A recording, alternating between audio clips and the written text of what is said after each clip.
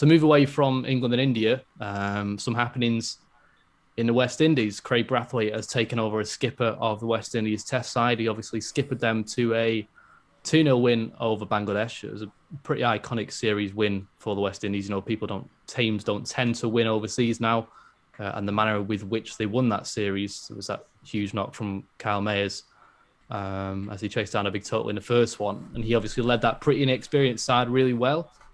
Holder, of course, opted not to travel there, given the COVID-19 precautions and everything that was in place. And it seems to have cost him his job. Yeah, I don't know why. West Indies always seem like a really stable board. I can't believe they made this decision. Yeah, it just seems a real strange one, that given how well he's kind of captained and brought him back from, when was he Test captain from? About mid 2010s, 15? I'm going to say 2015, I reckon.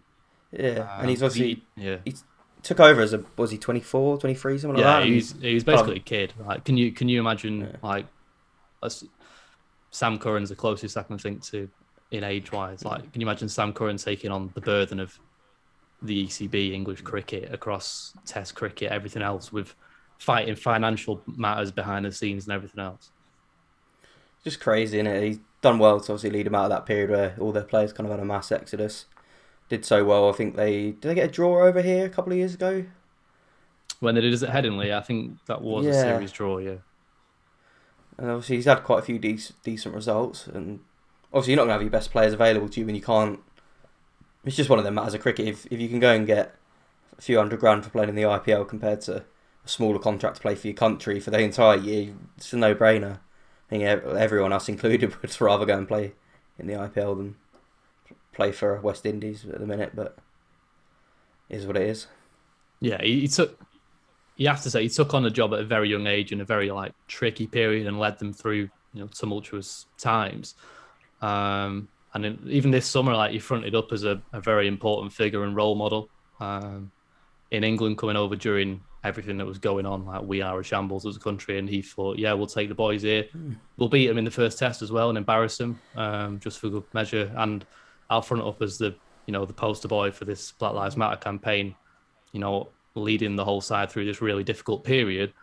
So yeah, you've got to give him massive credit for the way that he's sort of led the side. From my understanding of reading on Twitter and stuff, a lot of people from outside West Indies circles, ourselves included, are really surprised by it. But I think people within the West Indies circles are actually quite excited by the chance of a fresh start under Brathwaite. The Caribbean Cricket podcast that I've seen and a couple other people are saying, Holder's actual record, I know we're saying he hasn't often had the backing of the board and the players available, but his actual record is something like 11 tests wins out of 37 tests played, which isn't a very, very good win rate or return. I think it must be amongst the worst of the West Indies captains. Obviously, there's a lot of caveats to that and a lot of reasons why. I think people within the circles are much less surprised, which I guess shows we're in a bit of an echo chamber with what we know about cricket outside England and, the big three. Yeah, I think a lot of people are saying that Brathwaite was obviously a little bit more attacking. I think a lot of people from inside the Caribbean were saying that Jason Holder's been quite conservative with his tactics, his fields, that kind of thing. But yeah, I think it would be interesting to see a kind of more aggressive West Indies in Test cricket. Because obviously guys like Shannon Gabriel and obviously Rakeem Cornwall coming through, they've got the ingredients. They looked pretty good when we were over there last time. It just seems to be one of them things. Can they hold on to them for long enough to build a decent team? Yeah, Holder just strikes me as he's just level-headed, isn't he? Just seems like a nice guy, quite straight thinking, and maybe that's just they need a bit more ruthlessness. Maybe that's what they're after with Brathwaite. It's just sad. It's another bowler captain gone. We have to go back to the old batsmen have to be captains. So when can we give it to a rapid pace bowler? Why can't we have Jofra Archer as captain or Mark Wood as captain?